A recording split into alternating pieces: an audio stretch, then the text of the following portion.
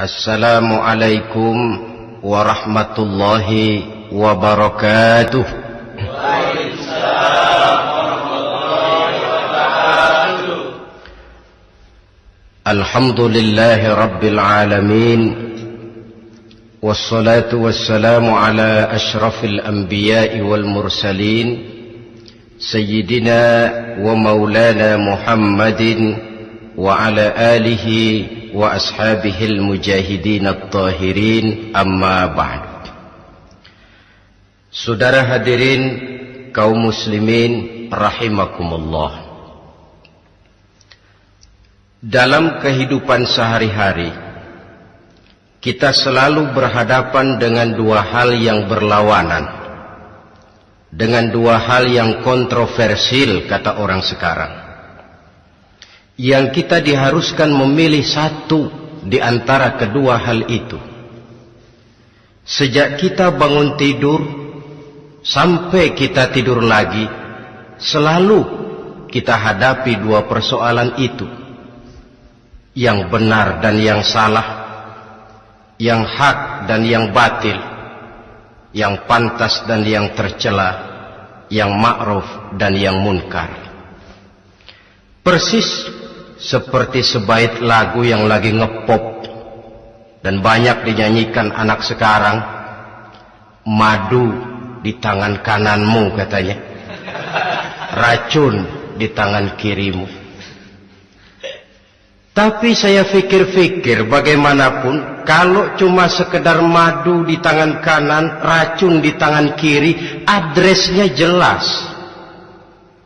Yang repot kalau kita sudah tidak tahu lagi mana yang madu, mana yang racun.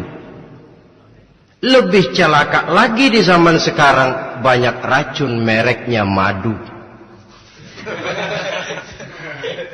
Kita terpedaya, kita terpesona, kita terpukau oleh racun yang bermerek madu ini. Kita minum dia, yang akibatnya rawan di dalam kehidupan kita. Sangat banyak racun-racun yang terpancang di sepanjang perjalanan hidup kita ini. Dan dua di antara racun kehidupan itu akan kita bicarakan pada pertemuan kali ini, yakni arak dan judi, minuman keras dan judi.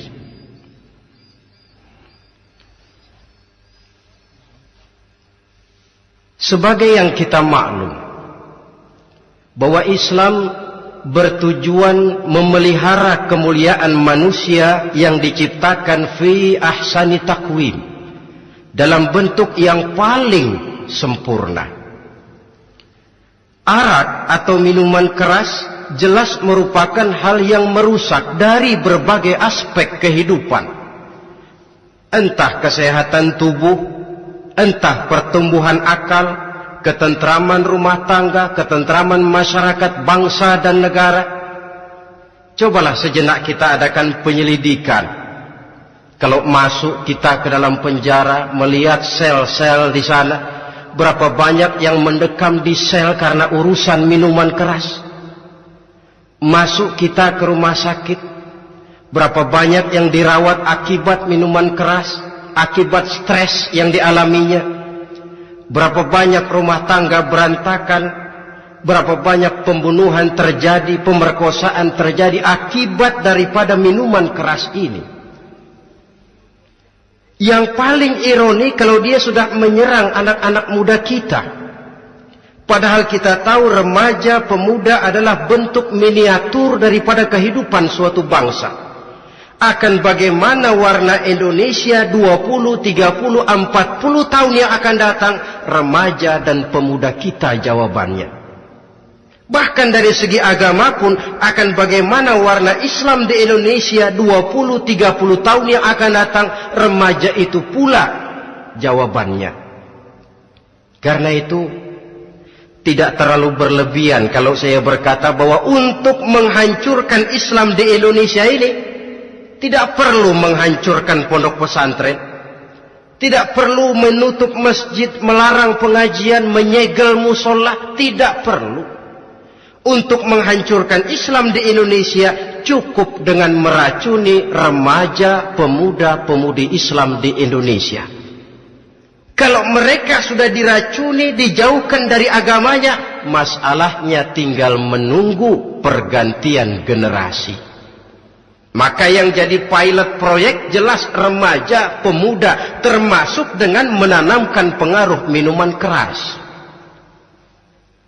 Ditanamkan ke tengah remaja kita ini untuk jauh dari tuntunan agama. Hei pemuda-pemuda Islam, kalau kau mau jadi pemuda modern, jangan dekat-dekat ke masjid. Masjid khusus 60 tahun ke atas. Sepertinya di depan masjid itu ada papan pengumuman masjid khusus 60 tahun ke atas. Baca Quran kolot.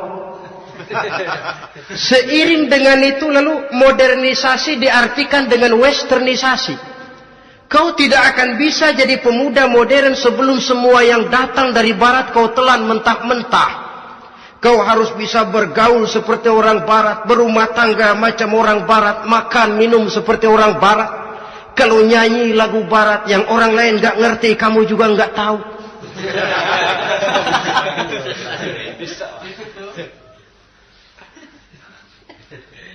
Anutlah itu free love yang pada gilirannya akan mengarah kepada free sex alias sammenleven. Isaplah itu ganja, morfin, narkotik. Jikalau sudah terlena kita dengan itu, maka kehancuran suatu bangsa sesungguhnya sudah dimulai.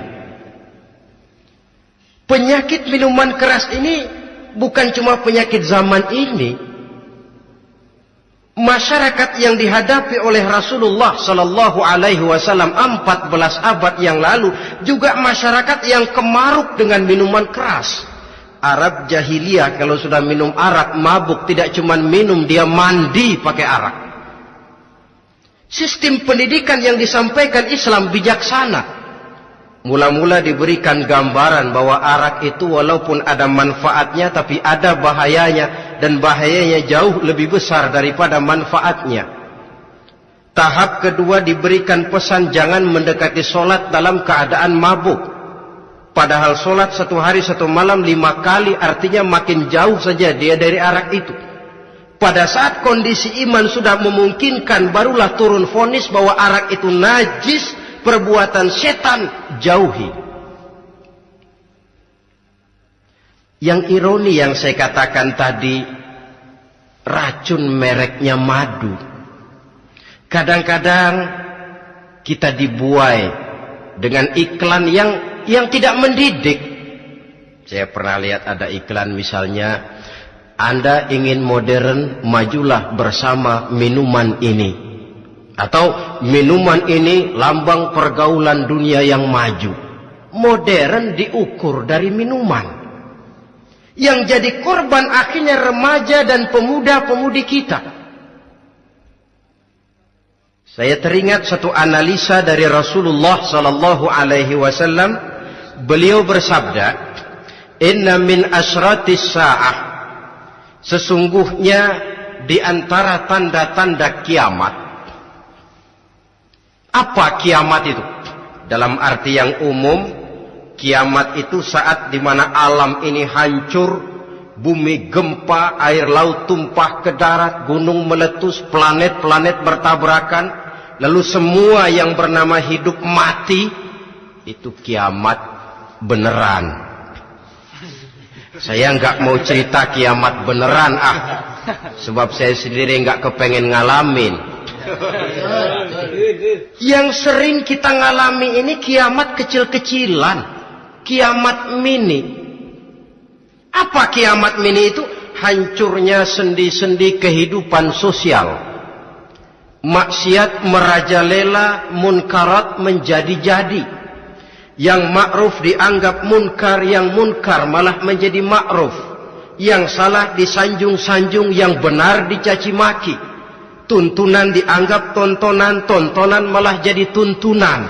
Kan kiamat kalau sudah begitu. Penjungkiran nilai.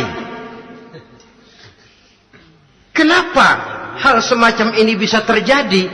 Penyebabnya kata Nabi, pertama ayyurfa'al ilmu. Ilmu diangkat oleh Allah. Bagaimana cara Allah mengangkat ilmu dan apa maksudnya itu? Allah mengangkat ilmu itu, saudara, caranya pertama dengan mewafatkan ulama. Makin banyak ulama wafat, makin banyak ilmu ditarik. Yang kedua, kurangnya minat orang untuk belajar agama. Kalau sudah klop macam itu, artinya agama sudah disudutkan ke pojok-pojok kehidupan. Agama cuma sekedar tinggal dekorasi. Agama cuma seminar, cuma kongres, cuma muktamar. Tapi bahwa agama merupakan realita dalam kehidupan, itu tidak pernah terwujud. Kalau ulama sudah tiada, minat orang belajar agama berkurang, maka ajaran Allah tidak lagi didengungkan orang. Dikala itu, wa yudharal jahlu, akan muncullah kebodohan. Nampak kebodohan di mana-mana. Muncul permissive society, masyarakat yang merasa boleh hidup dengan kaidah serba boleh. Tidak ada halal, tidak ada haram. Tidak ada hak, tidak ada batil, semuanya serba boleh.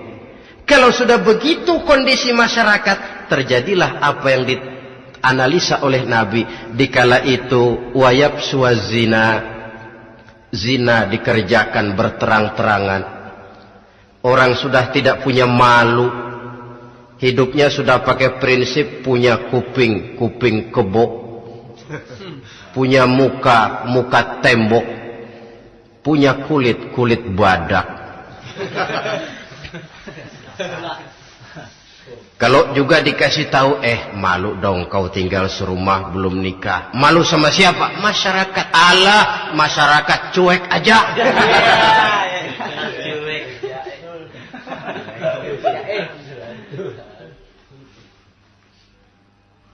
Bukankah realita kalau kita ikuti surat-surat kabar, berapa banyak sudah gadis-gadis bergelimpangan jadi korban?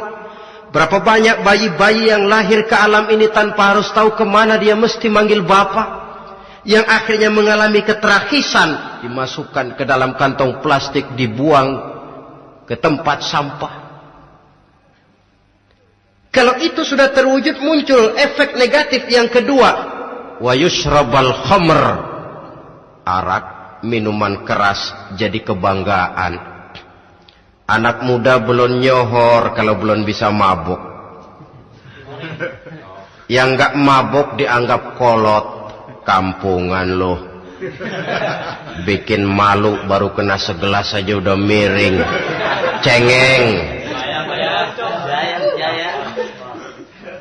Teman kita no hebat sampai nyungsep di got. Yang nyungsep hebat. Ya, kalau cuma yang hancur kehidupan pribadi. Tapi kalau sudah menyangkut masa depan, yang berarti masa depan suatu generasi adalah merupakan masa depan daripada suatu bangsa. Begitu kerasnya Islam ini melarang minuman keras, sampai bukan cuma sekedar meminumnya saja yang diharamkan, tetapi juga dilarang mengimportnya, memproduksinya, membuka warung yang menjual minuman keras, atau bekerja di tempat penjualan minuman keras. Ada juga yang nyerempet-nyerempet, Pak, kalau sedikit kan nggak apa-apa, nggak mabuk ini. Nah, saya ingatkan hadis Nabi diriwayatkan oleh Imam Ahmad, Abu Daud dan Turmuzi. Nabi bersabda, "Ma askar kathiruhu faqaliluhu haramun." Apa yang banyaknya menyebabkan mabuk, sedikitnya pun tetap haram hukumnya.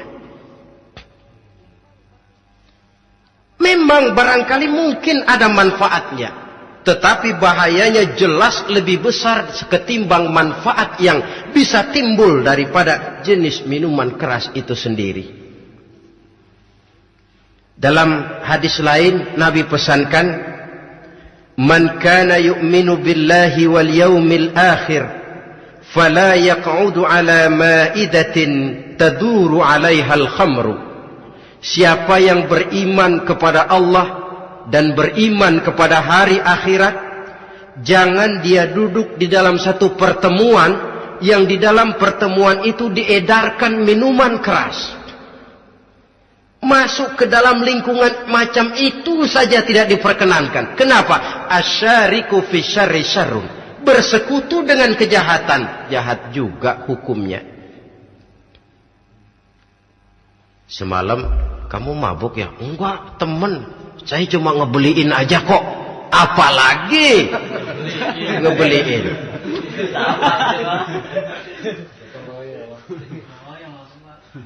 Sebab apa? Dalam keadaan mabuk, orang tidak lagi bisa berpikir secara logik. Daya kontrol hilang, artinya perbuatan sudah tidak terkontrol lagi. Yang pertama. Yang kedua, IQ tidak akan tumbuh dan berkembang secara normal seperti yang kita harapkan. Yang ketiga, harga diri akan runtuh hancur di tengah masyarakat. Bayangkan kalau tengah malam kita digotong orang diantar ke rumah kita. Dengan kondisi macam itu masih punya muka kita untuk tegak di tengah masyarakat. Masih punya harapan kita untuk tumbuh menjadi pemimpin sementara orang terkenang. Ah, ini kan yang kemarin malam gua gotong, dia lagi mabuk. Harga diri, kepribadian. Jangan lupa saudara, kita hidup di tengah masyarakat. Masyarakat itu punya hukum yang tidak tertulis, tapi lebih kuat dan lebih kejam daripada hukum tertulis. Orang bilang, sekali arang tercoreng di dahi, seumur hidup orang akan tetap ingat. Makanya Rasulullah dalam hadis memberikan tamsil untuk adik-adik remaja muslim ini, masalul mu'min kamasalin nahli. Perumpamaan orang yang beriman itu persis seperti tawon. Mentalitas orang mukmin persis tawon. Apa mentalitas tawon? Kalau kita ngaji bab tawon,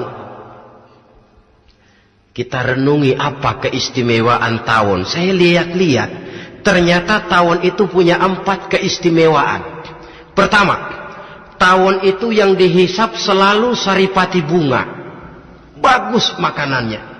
Belum pernah tawon keliru makan. Saya belum pernah dengar kok ada tawon makan tahu.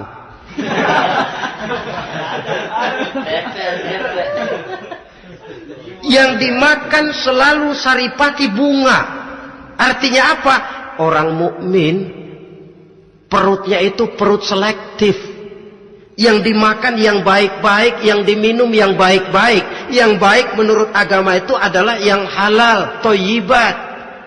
Perutnya selektif, bukan perut asbab. Kalau asbab puntung apa saja masuk ke dalamnya. Tapi mukmin perutnya ini selektif. Daging kambing masuk, tahu masuk, kangkung masuk, kodok minggir.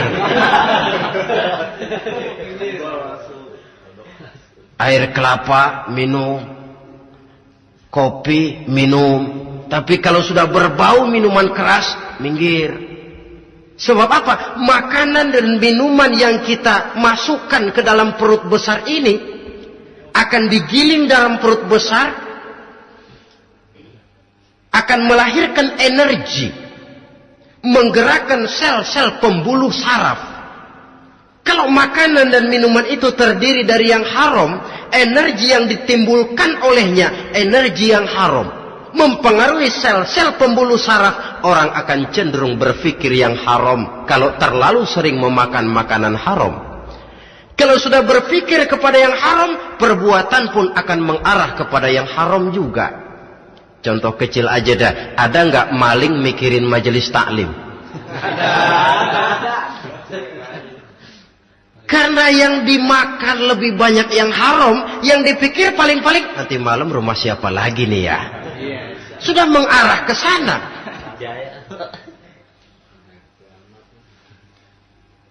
Saripati bunga yang dimakan tawon itu. Lalu tawon yang kedua saya lihat, yang dikeluarkan selalu madu. Artinya apa? Orang mukmin itu Kalau dia berkata, perkataannya mengenakan orang. Kalau dia berbuat, perbuatannya membawa manfaat bagi orang. Kalau kakinya melangkah, tentu ke tempat yang ada gunanya. Yang dikeluarkan madu, bukan racun. Indah tawon itu. Yang ketiga, tawon saya lihat, kemanapun dia hinggap, tidak ada dahan patah. Artinya apa? Orang mukmin dimanapun dia tinggal, kemanapun dia pergi, pantang jadi biang kerok buat lingkungannya, pantang menimbulkan kerusuhan dan keonaran. Tidak ada cabang patah dimanapun tawon hinggap. Tapi juga yang keempat, saya lihat-lihat tawon itu, jangan coba-coba diusik. Satu kali dia diusik, kemana orang lari? Nyilem masih ditungguin. Tawon. Tapi kalau nggak diusik, nggak ada tawon usil ke pasar nyariin orang. Ketika dia diusik, inilah saatnya saya harus mempertahankan kehormatan diri saya. Dia pun bangkit. Artinya apa? Orang mukmin tidak boleh nyari-nyari musuh. Tapi ketemu musuh tidak boleh lari. Musuh jangan dicari, bertemu pun jangan lari. Mentalitas orang mukmin seperti tawon. Yang dimakan baik, yang dikeluarkan baik. Kemana dia tinggal tidak menimbulkan keonaran buat masyarakat. Tapi juga sanggup menjaga dan mempertahankan kehormatan dirinya. Kalau konteksnya dengan masalah yang sedang kita bicarakan, minuman keras. Saya katakan tadi, kita kadang-kadang salah pilih. Tertipu oleh racun yang bermerek madu. Ada minuman empuk, nyari yang keras. Salah pilih. Ketahuan orang bikin pel buat anjing. Manusia yang nelen. Akhirnya miring kayak anjing. Saudara, mari kita renungi An-Nisa ayat 140.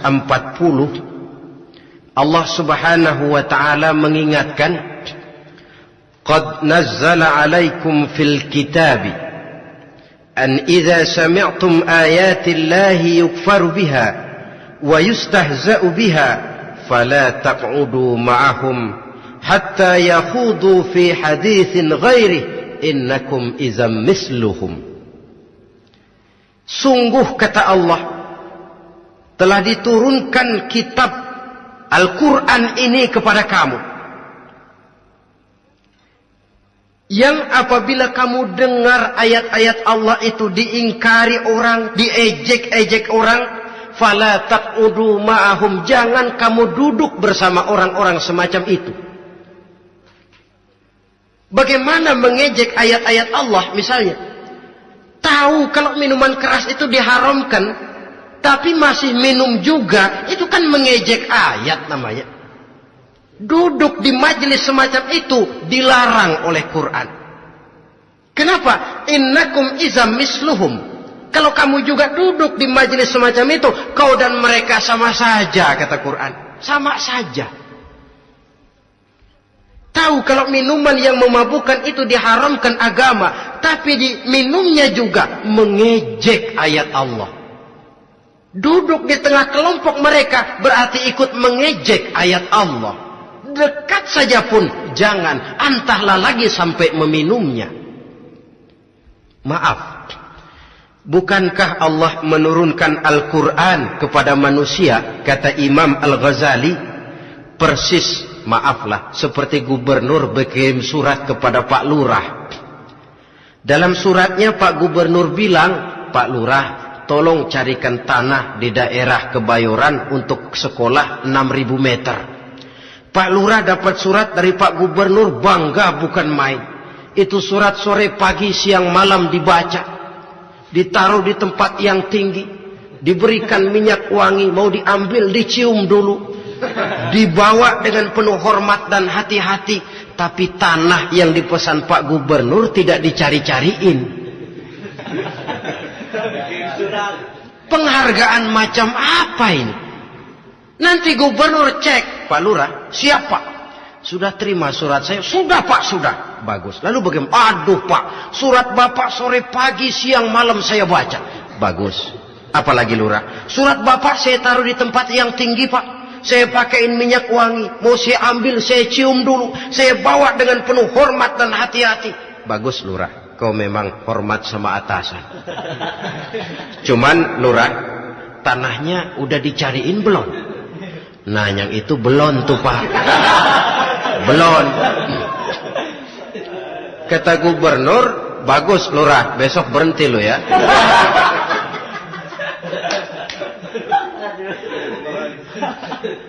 Membacanya memang penting. Al-muta'abbad bitilawatihi, beribadah dari sebab membacanya. Tapi setelah kita baca, kita tahu isinya. What next? Mau apa kita dengan isinya itu? Jangan yang kita baca kita injak-injak. Itulah ironinya. Bagaimana Quran itu mau membawa keberkahan dalam hidup ini? Kalau yang kita baca sering kita injak-injak. Dalam kehidupan kita baca ayat wa ahallallahu al-bai'a wa harrama riba. Allah halalkan jual beli, Allah haramkan riba, tapi renten ditelan terus.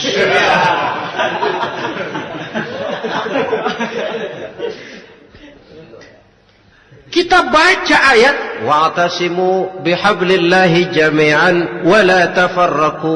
Berpegang teguhlah kamu kepada tali Allah, jangan bercerai-berai. Tapi sesama muslim pelotot-pelototan jalan terus. Janganlah yang sesama muslim kadang-kadang yang mengklaim dirinya sebagai pemimpin Islam kelihatannya juga sikut-sikutan jalan terus.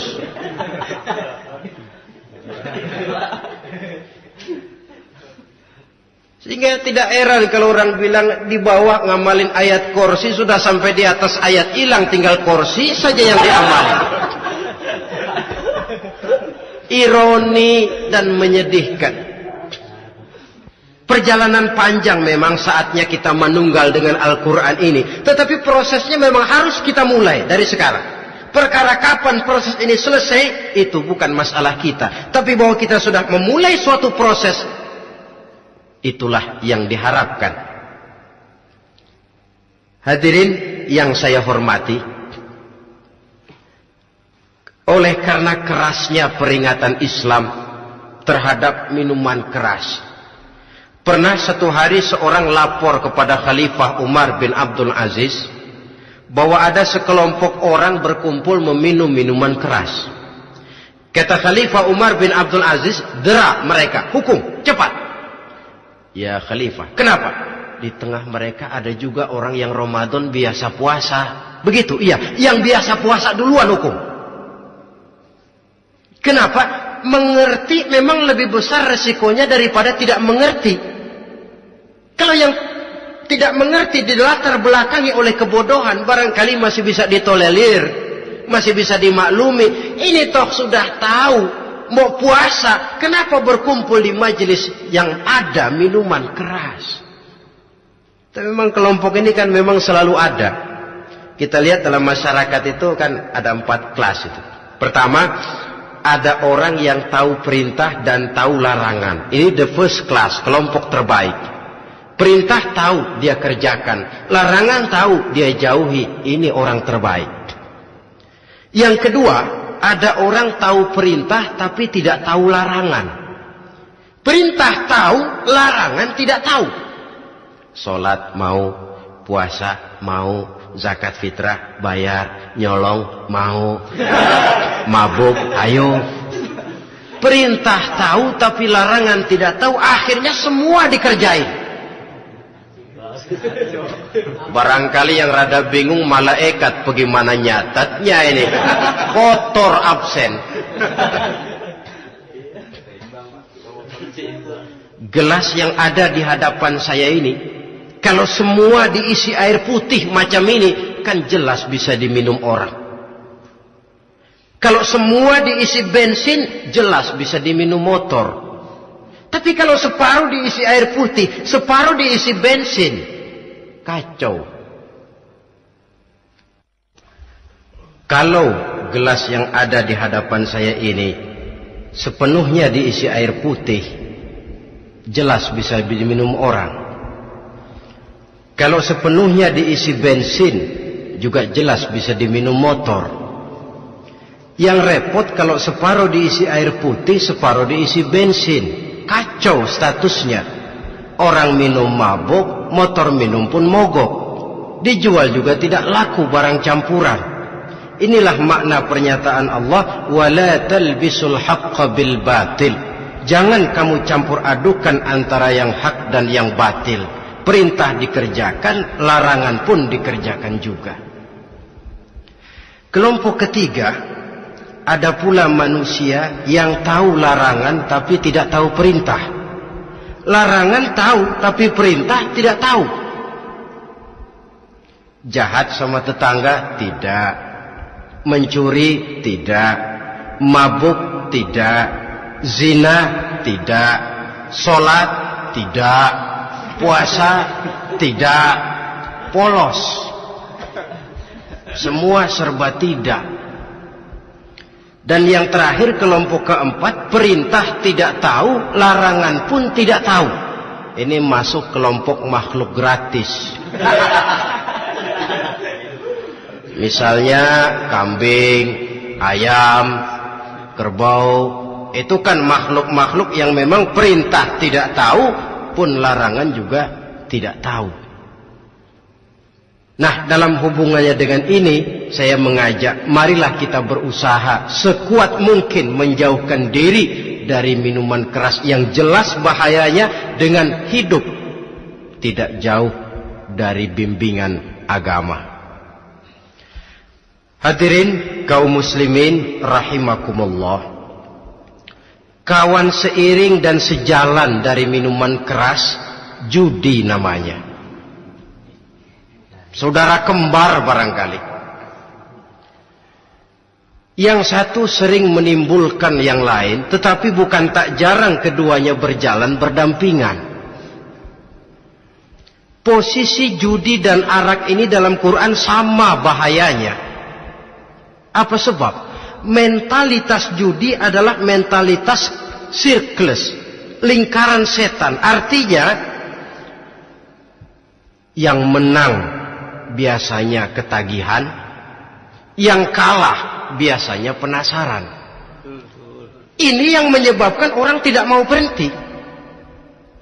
Kalau dia menang, dia ingin mencoba untuk menang dalam jumlah yang jauh lebih besar lagi. Kalau dia kalah, dia penasaran, kenapa hari ini kalah? Barangkali sial, besok malam saya tebus. Mental semacam ini memang sulit untuk berhenti. Kenapa judi diharamkan dalam Islam? Pertama, seorang muslim di dalam berusaha mencari harta, dia harus mengikuti sunnatullah. Kata kita orang muslim, hukum alam kata orang sekarang, natural of law bahasa kerennya. Berusaha menurut hukum kausal, memasuki rumah dari pintunya, menunggu suatu akibat dari sebab yang kita lakukan. Bahwa kalau begini mesti begitu. Karena kita memang terikat oleh permainan yang disebut hukum alam ini. Hidup bukan undian, jangan mengharap untung besar tanpa mau peras keringat. Satu pagi Khalifah Umar bin Khattab radhiyallahu an masuk ke masjid. Beliau lihat ada orang sedang berdoa khusyuk betul. Ditunggunya 2 menit, 3 menit, sampai 10 menit lebih belum juga selesai. Agak lama orang itu berdoa. Selesai berdoa, dihampiri orang itu oleh Sayyidina Umar. Beliau tanya, saudara, lagi apa? Tadi itu. Berdoa ya Khalifah. Minta kepada Allah? Tentu minta kepada Allah. Minta apa kamu? Minta rezeki. Sudah lama? Dari tadi habis sembahyang subuh. Dapat? Belum. Ya memang kata Sayyidina Umar, inna sama la tumtiru zahaban wala fiddatan. Langit itu tidak mungkin akan menghujankan emas, tidak mungkin pula menghujankan perak. Jadi orang dilarang duduk bermalas-malas menunggu keajaiban yang datang dari langit. Karena memang hidup ini bukan undian, jadi jangan mengharap untung besar tanpa mau peras keringat. Di dalam berusaha kita terikat oleh sunnatullah. Kalau begini sebab penyebabnya, akan begini akibat yang ditimbulkannya. Yang kedua, Islam menjadikan harta manusia itu sebagai benda berharga yang dilindungi. Mengambilnya dengan judi termasuk memakan harta orang lain dengan cara yang batil. Yang ketiga, judi itu sendiri dapat menimbulkan permusuhan dan pertentangan antara para pemain itu sendiri. Meskipun kelihatannya kompak duduk dalam satu meja yang saling berhadap-hadapan, yang kalah kelihatannya pasrah, tetapi kan itu cuma kulit permukaan. Batinnya bagaimanapun juga yang kalah itu tetap mendendam. Sedangkan yang kalah di samping mendendam juga mengomel, mencaci mungkin ya lawan bermainnya, ya mungkin juga dirinya sendiri. Dan yang keempat, judi itu merusak aktivitas hidup, membuat orang membuang waktu dengan tidak terasa, dan yang pada gilirannya melupakan orang kepada tanggung jawab. Wah, kalau sudah memegang kartu, konon kabarnya, saya sendiri alhamdulillah belum pernah, lupalah orang anak, lupalah orang kepada istri, lupalah orang kepada tanggung jawab. Waktu pun berlalu tanpa terasa. Apalagi kalau sudah diiming-iming oleh gambaran akan memperoleh keuntungan yang besar. Termasuk di dalam judi itu undian, apapun namanya. Yang usaha ke arah ini seharusnya tidak dipermudah, walaupun dengan embel-embel dana kemanusiaan, sumbangan sosial. Saya tidak begitu yakin, saudara, bahwa bangsa Indonesia ini sudah begitu menipis rasa kemanusiaannya, sehingga untuk berlaku sosial mesti diimbangi dengan hadiah sekian juta rupiah. Saya tidak percaya bahwa umat Islam di Indonesia sudah begitu tipis rasa kasih sayangnya kepada sesama, sehingga sulit mengeluarkan bantuan kalau tidak diimbangi dengan hadiah yang sekian puluh juta rupiah. Yang saya khawatir apa? Pada gilirannya di negeri ini akan makin banyak penghayal-penghayal kelas berat, tukang-tukang lamun kelas tinggi, yang hidup cuma ngumpulin jikalau. Jikalau, andai kata, umpama misalnya, orang sudah kemana-mana kita masih menghitung jikalau.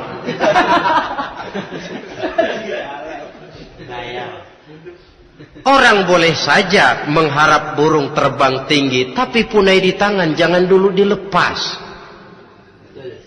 Artinya idealisme silahkan terbang setinggi langit, tapi kaki harus tetap berpijak di alam realita. Bahwa memang lebih baik makan singkong dalam kenyataan daripada makan roti tapi ngimpi.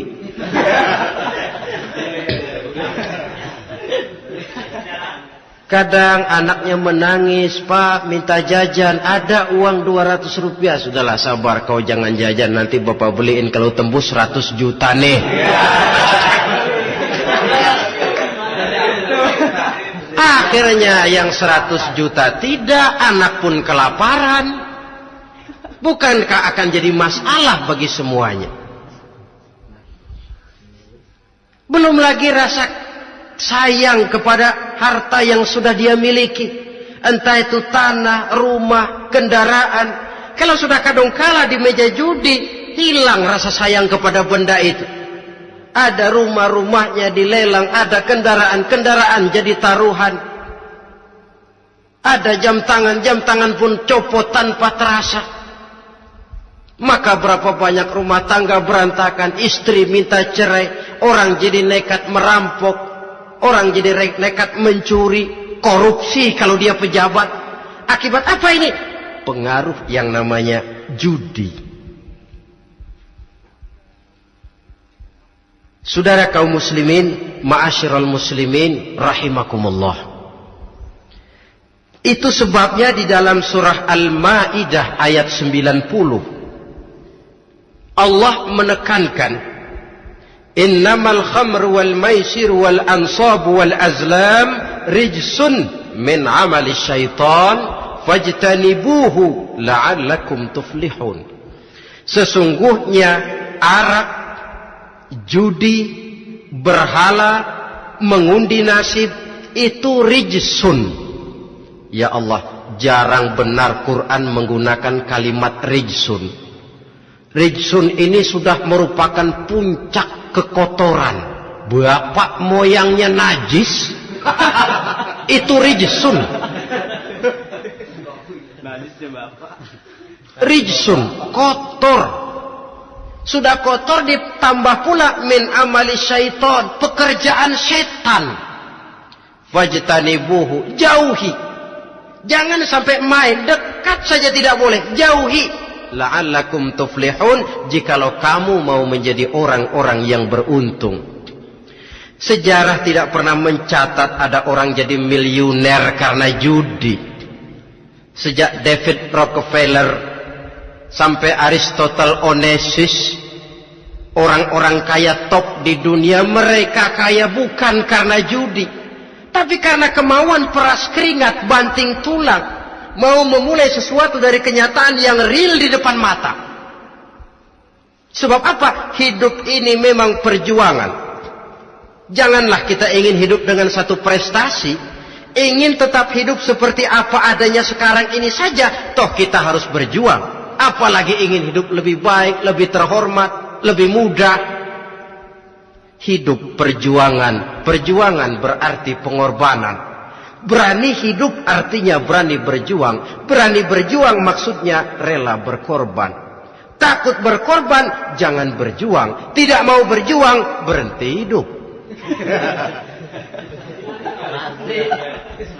Itu logika.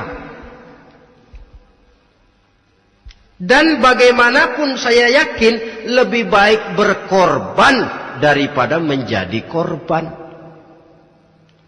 Kalau sekarang kita berkorban, peras keringat, banting tulang, berusaha secara sunnatullah untuk menghidupi anak, istri, keluarga, pada satu saat kita tidak akan menjadi korban kebrutalan anak-anak kita sendiri kalau mereka dibesarkan dan tumbuh berkembang oleh hasil yang diperoleh dari meja judi.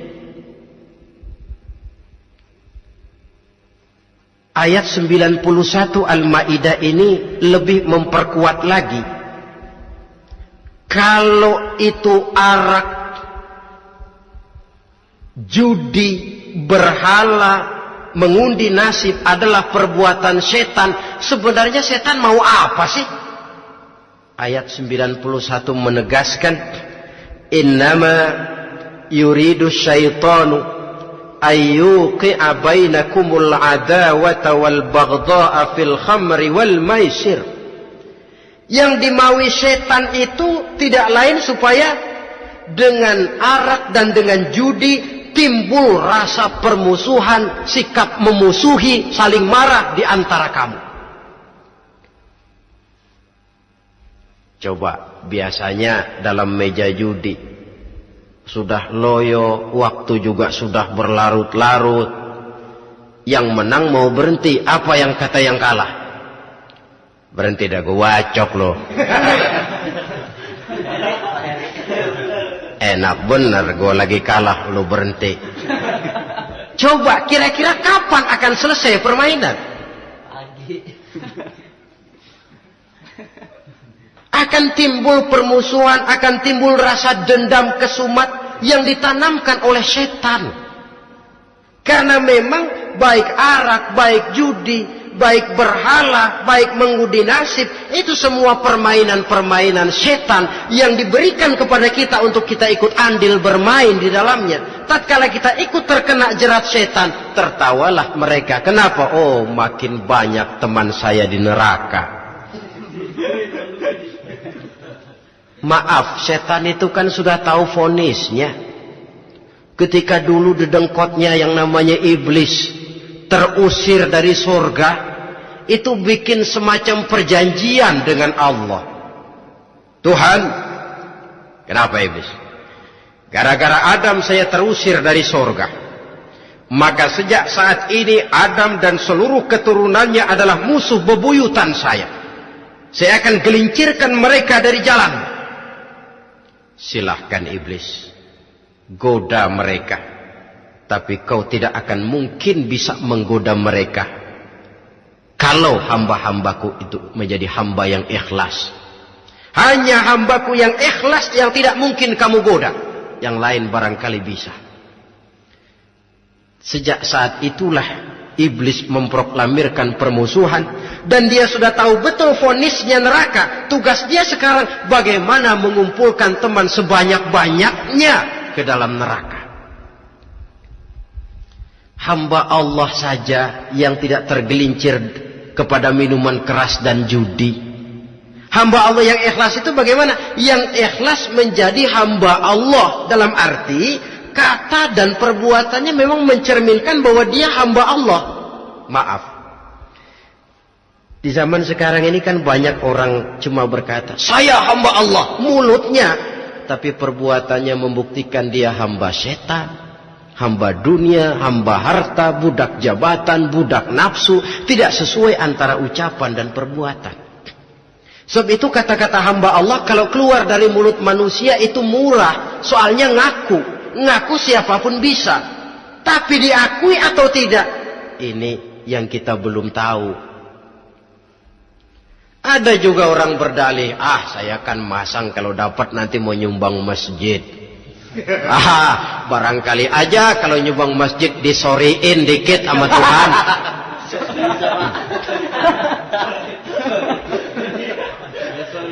Apa bisa begitu? Saudara, kita tidak mungkin mencuci kain dengan air najis. Innallaha thayyibun, kata Nabi, la yaqbalu illa thayyiba. Allah itu baik dan hanya menerima yang baik. Bahwa dalam Islam tujuan yang baik harus dicapai dengan prosedur yang baik.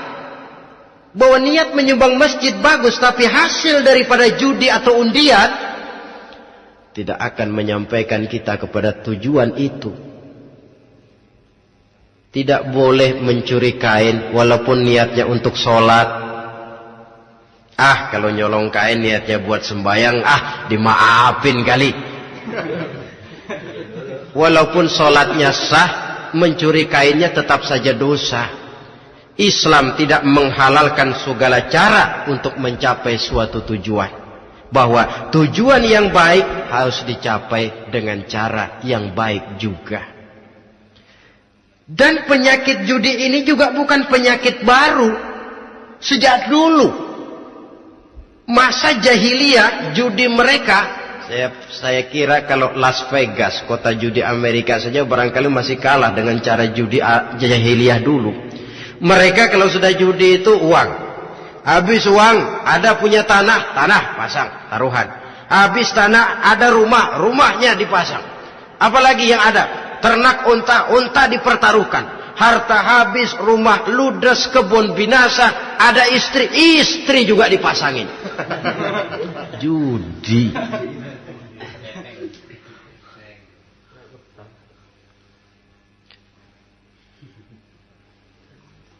Kita sebagai muslim, oleh Al-Quran dijelaskan orang yang mempunyai dua tujuan hidup. Pertama tujuan jangka pendek. Yang kedua tujuan jangka panjang. Tujuan jangka pendek dunia dan seluruh isinya.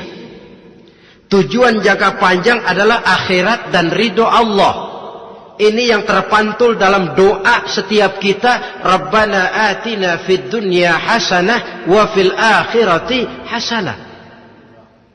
Tercapai tujuan jangka pendek fid dunya hasanah dan tujuan jangka panjang wa fil akhirati hasanah. Untuk mencapai tujuan jangka pendek merangkul dunia dan seluruh isinya, apa yang jadi modal utama? Pertama, pendidikan. Makin tinggi jenjang karier pendidikan yang kita tempuh, rasa-rasanya makin mudah menjangkau dunia dan isinya. Yang kedua, pengalaman. Tenaga-tenaga expert masih tetap diperlukan. Makin banyak pengalaman, makin mudah menjangkau dunia. Yang ketiga, dan ini ada tapi tidak bisa dijadikan pegangan, faktor nasib. Faktor kebetulan. Ada, tapi tidak bisa dijadikan pegangan mutlak. Pendidikan, pengalaman, ingin menjangkau fid dunia hasanah. Ini modal utama. Lalu untuk mencapai fil akhirati hasanah,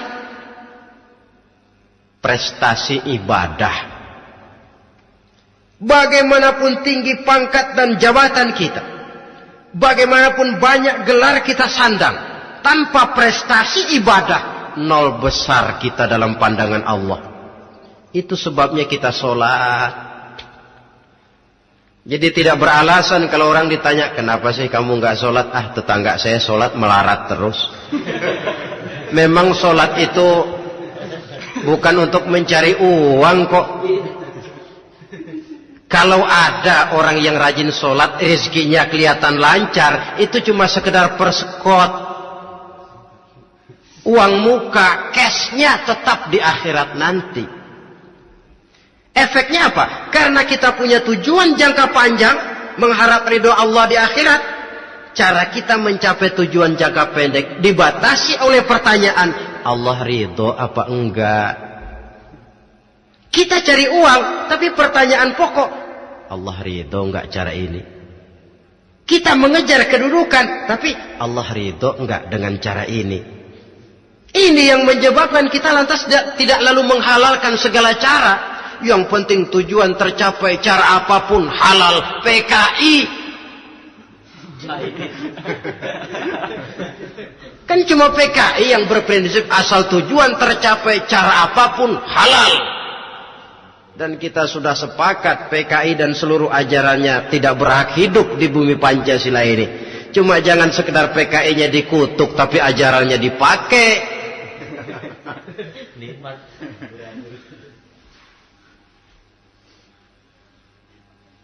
Nah, untuk mencapai dua tujuan ini, Islam mengajarkan sistem keseimbangan. Sehingga Nabi sabdakan, "I'mal lidunyaka ka'annaka ta'ishu abada, wa'mal li akhiratika ka'annaka tamutu ghada." Bekerjalah buat duniamu seolah-olah kau akan hidup untuk selamanya, tetapi bekerjalah untuk akhiratmu seolah-olah kau akan mati besok. Jadi kalau kita sudah sholat menghadap Allah, usolli fardal maghrib, Allahu Akbar, ingat seolah-olah kita akan mati besok supaya timbul khusyuknya. Tapi kalau kita sudah bekerja, kuliah, bekerja, belajar di tempat tugas, ingat seolah-olah kita akan hidup selamanya supaya timbul gairah kerja. Jangan dibalik. Di kantor ingat mati, lemas terus. Ngapain kerja sungguh-sungguh bakalan mati. Lagi sholat ingat Duta Merlin, Altiron Plaza, ya kacau. Salah pasang, tidak pada tempatnya. Untuk mencapai fid dunya hasanah ini, Islam mengajarkan tempuh jalur yang mengikuti sunnatullah. Itu yang dihargai oleh agama. Terikat oleh hukum kausal bahwa kalau ini yang saya usahakan hasilnya akan begini. Perkara nanti hasil tidak seperti yang kita harapkan, baik sangkalah kita kepada Allah. Sebab kita tidak tahu rahasia apa di belakang itu. Kadang orang mengeluh, habis saya rajin sholat tapi rezeki seret, berhenti aja dah. Kita tidak tahu rahasia di belakang itu. Pernah, hadirin, satu hari seorang petani, dia selesai bekerja di ladang, istirahat. Dia tidur di bawah sebuah pohon beringin.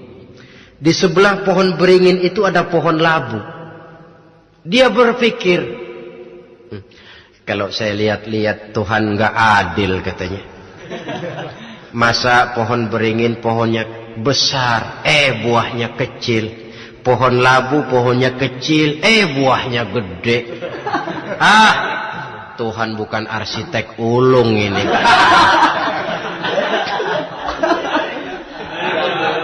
Mestinya supaya enak dilihat, beringin yang pohonnya besar buahnya sebesar buah labu. Pohon labu yang pohonnya kecil buahnya kecil saja sebesar buah beringin. Tidak adil Tuhan. Baru dia selesai berpikir Tuhan tidak adil, jatuh sebutir buah beringin tepat menimpa hidungnya. Dia terkejut. Astagfirullahalazim. Kalau begitu saya sadar katanya, Tuhan benar-benar adil. Coba kalau buah beringin segede buah labu. Waduh, kayak apa muka saya ini?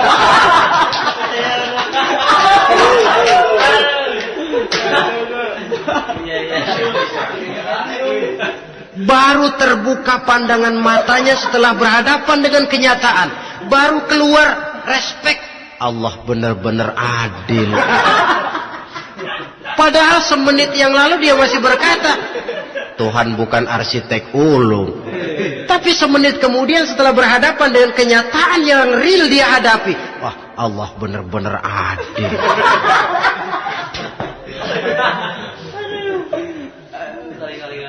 Itulah kehidupan ini.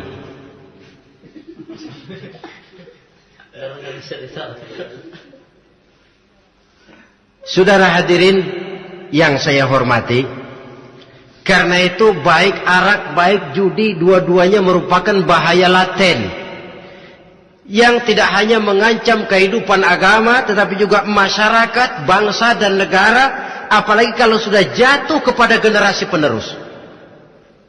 Dan yang bagaimanapun juga saya berpikir sebenarnya remaja, pemuda, pemudi kita cuma korban dari suatu sistem. Sebab ini merupakan tanggung jawab bersama. Ulama mubalik macam saya paling wewenangnya cuma ngomong. Yang punya SK untuk memberhentikan pabrik minuman keras itu kan Menteri Perindustrian. Tangan-tangan eksekutif. Sehingga kalau Nabi katakan, Man ra'a minkum munkaran falyughayyir biyadihi wa illam yastati' fa bilisanih wa illam yastati' fa biqalbi. Apabila salah seorang kamu melihat suatu kemunkaran, termasuk minuman keras dan judi di dalamnya, rubah itu. Dengan cara apa? Kalau kau mampu dengan tangan, artinya power, kekuatan. Kalau dengan tangan tidak mampu, wah, ini orang kalau gue pukul gue yang melintir nih. Umpamanya,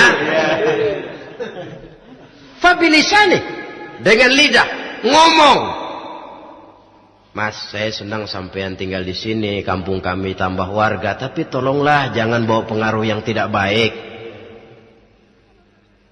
Kalau ternyata bicara pun tidak berani, fabiqalbi, cukup dalam hati, sekurang-kurangnya tidak ikut membenci kemungkaran dalam hati. Itulah kadar iman yang paling lemah. Ini secara umum. Tapi kalau hadis ini kita mau adakan semacam, katakan description of job, bahasa kerennya, kita adakan pembagian tugas. Siapa yang harus merombak kemungkaran dengan power? Penguasa, pemerintah, sebab dia punya aparat. Siapa yang merombak kemungkaran dengan lidah? Ulama, kiai, mubalik, ngomong. Siapa yang hanya merubah kemungkaran dalam hati? Kita umumnya rakyat lemah ini. Yang mau ngomong gak berani, tapi hati pegel. Nah, kalau sudah ada pembagian tugas semacam itu, insya Allah masing-masing akan berjalan pada relnya. Dan pada akhirnya selamatlah kita, bangsa Indonesia, umat Islam pada khususnya, dari bahaya, baik bahaya minuman keras maupun bahaya judi. Menyelamatkan bangsa dan yang lebih lagi menyelamatkan masa depan kita. Sekianlah saudara pertemuan kita pada saat ini. Mudah-mudahan ada manfaatnya. Terima kasih atas segala perhatian. Mohon maaf atas segala kekurangan. Usikum wa nafsi bitaqwallah. Wassalamualaikum warahmatullahi wabarakatuh.